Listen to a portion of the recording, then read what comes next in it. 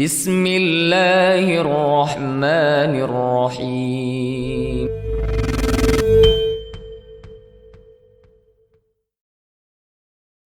Assalamualaikum warahmatullahi wabarakatuh. Alhamdulillah wassalatu wassalamu ala rasulillah wa ala alihi wa sahbihi wa man tabi'ahum bi ihsanin ila yaumiddin. Ya ayyuhalladzina amanuttaqullaha haqqa tuqatih wa la tamutunna illa wa antum muslimun. Ba'du ikhwati fillah rahimani wa rahimakumullah. Alhamdulillah atas nikmat dan karunia Allah Subhanahu wa taala, semoga kita dijadikan hamba yang senantiasa bersyukur kepadanya. Di kesempatan ini kita melanjutkan untuk mengambil pelajaran dari kitab Tauhid sampai pada satu bab minasyirki lubsul halaqati wal khayt wa nahwihima li raf'il bala aw daf'iha. Termasuk kesyirikan menggantungkan gelang ataupun benang dan sejenisnya untuk mengangkat bala atau menolak bala.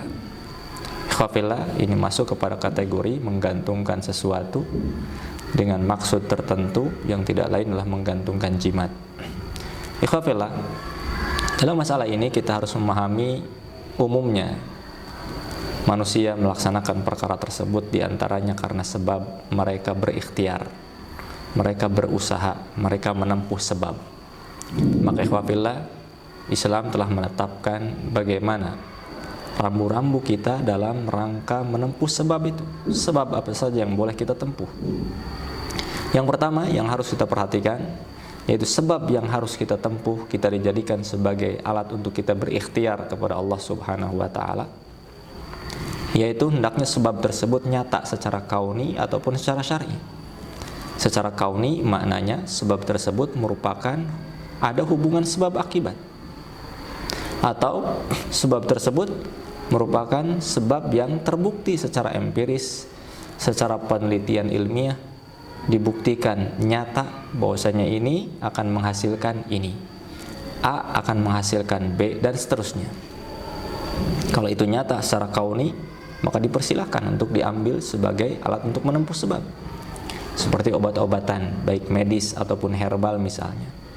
Terbukti bahwasanya perkara tersebut secara penelitian ilmiah, secara empiris, ini menjadi sebab untuk mendatangkan kesembuhan dari Allah dari penyakit ini dan seterusnya. Kemudian ikhwati fillah yang kedua, sebab tersebut atau masih yang pertama, sebab tersebut harus nyata secara syar'i, maknanya dibolehkan secara syar'i, bukan termasuk perkara kesyirikan, bukan termasuk perkara yang itu diharamkan Allah Subhanahu wa taala. Ini poin yang pertama. Kalau kita terjatuh kepada perkara tersebut, mengambil sebab yang bukan sebabnya, ini bisa terjatuh kepada kesyirikan, minimalnya jatuh kepada syirkun asghar. Kemudian poin yang kedua yang harus kita perhatikan dalam rangka menempuh sebab, yaitu sebab yang harus kita tempuh, upaya yang harus kita upayakan, itu tidak boleh menjadikan kita bersandar kepadanya, tidak boleh i'timad kepada sebab. Karena i'timad kepada sebab menjadikan hati ini tawakalnya justru kepada sebab, bukan kepada Allah Subhanahu wa taala. I'timad kepada sebab ini sesuatu yang merupakan pekerjaan hati. Tapi ada indikasinya, yaitu misalnya ketika awal akan melaksanakan menempuh sebab, dia merasa yakin pasti akan berhasil kalau dia menempuh sebab ini, tidak sama sekali akan meleset dari perkiraannya, karena merasa sangat percaya kepada sebab tersebut. Bahkan kalau dia tidak menempuh sebab ini, maka tidak akan berhasil sama sekali. Kalau saya datang ke dokter ini mesti sembuh, tapi kalau ke dokter yang lain dia merasa tidak akan sembuh atau tidak akan mendapatkan kesempurnaan dalam kesembuhan. Kalau supirnya si fulan pasti akan selamat, tapi kalau yang lain mesti tidak. Ini ada indikasi i'timad kepada sebab. Demikian pula ikhwati fillah, bahwasanya i'timad kepada sebab itu tampak ketika setelah melaksanakan sebab, bisa jadi berhasil atau tidak. Kalau berhasil, dia akan menggabungkan sebab. Ini bukti nyata bahwasanya sebab itu sangatlah ampuh dan seterusnya.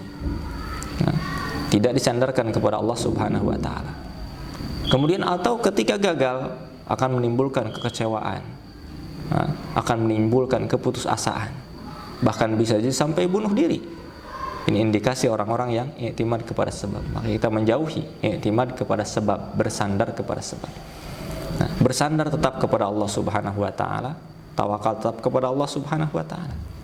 Kemudian poin yang ketiga yang harus kita perhatikan sebagai rambu-rambu dalam menempuh sebab ini, yaitu hendaknya kita meyakini sehebat apapun sebab yang kita tempuh, berhasil tidaknya tergantung kepada kehendak Allah Subhanahu wa taala.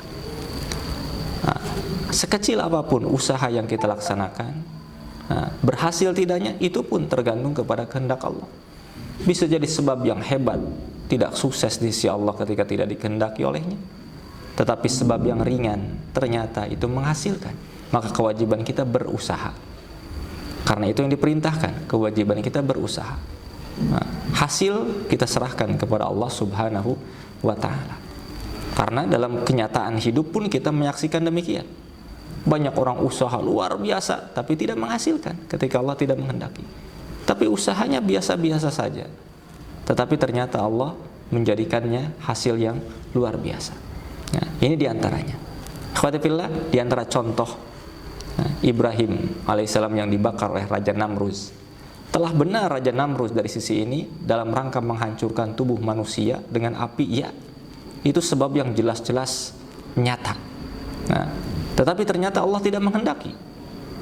Ibrahim justru kedinginan dan diselamatkan oleh Allah Subhanahu wa taala di dalam api tersebut. Nah, demikian pula contoh lainnya ketika Maryam, ibunya Isa.